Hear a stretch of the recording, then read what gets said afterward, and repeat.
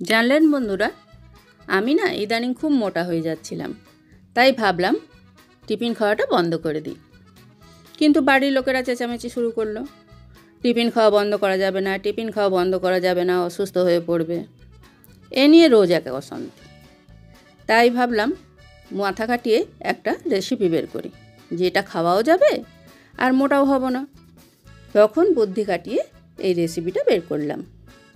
এটা জল ঝরানো টক দই, স্যালাডে আপনি যেরকম ইচ্ছা সবজি দিতে পারেন, শসা, গাজর, ক্যাপসিকাম, টমেটো, কাঁচা লঙ্কা, যেমন ইচ্ছা দিয়ে আর পাউরুটি দিয়ে বানালাম।